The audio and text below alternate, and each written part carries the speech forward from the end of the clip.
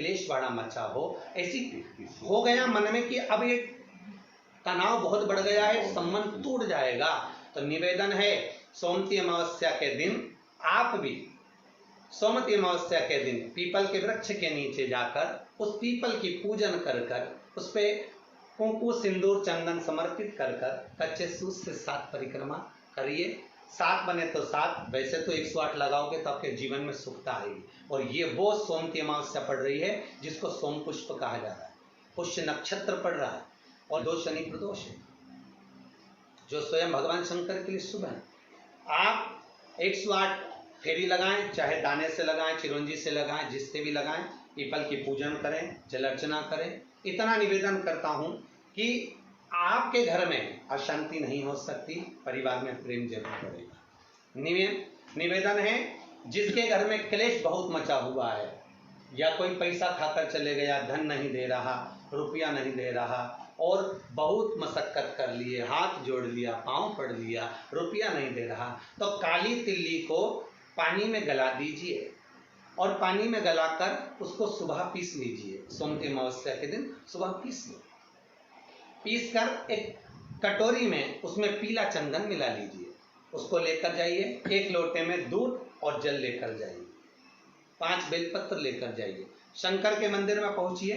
शंकर जी के शिवलिंग को, वो जो तिल आपने पीसी है उस तिल को आप मिक्सर में मत पीसना, हाथ से कूटिए या कोई बेलन से या कोई वस्तु से उसको पीसिए और पीस कर उसका उपटन तैयार करिए, उसमें चंदन मिलाकर शंकर के शिवलिंग को समर्पित करिए, शंकर के शिवलिंग को लगाइए।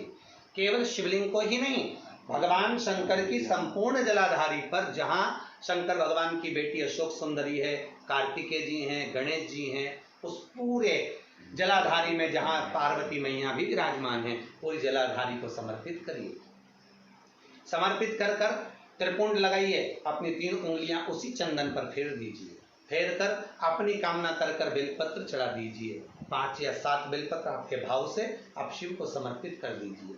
समर्पित कर कर हाथ में कलश लेकर, दूध और जल मिला हुआ पात्र लेकर शंकर को समर्पित करिए और बाबा भोलेनाथ से विनती करिए कि जिस व्यक्ति ने हमारा धन खाया है, जिस व्यक्ति ने पैसा रख लिया या कोई लेकर चले गया या कोई ऐसा काम हो गया कि वो धन आ ही नहीं रहा है, बहुत तकलीफ में है, तो बाबा से विनती करो।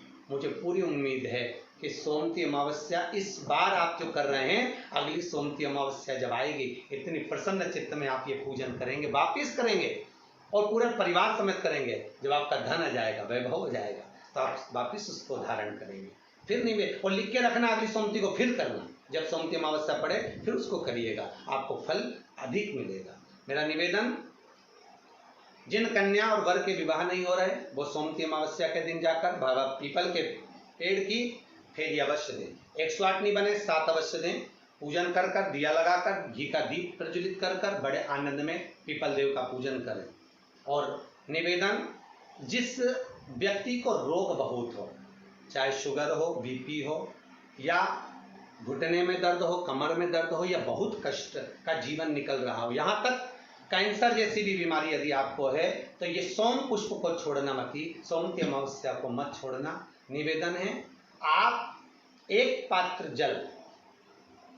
जल जिसमें पीला चंदन, पात्र के जल में एक कलश में जल लीजिएगा, उसमें पीला चंदन घोल लीजिए। पीला चंदन घोलकर उसमें थोड़ी सी काली मिर्ची पीस कर मिला लीजिए, काली मिर्ची को पीस कर डाल दीजिए और उसमें 7 बेलपत्र उसके अंदर डाल दीजिए। 7 बेलपत्र के साथ में 7 वृक्ष के पत्ते, कोई भी वृक्ष जो आपके पास में हो, 7 वृक्ष के पत्ते उस कलश में डाल दीजिए।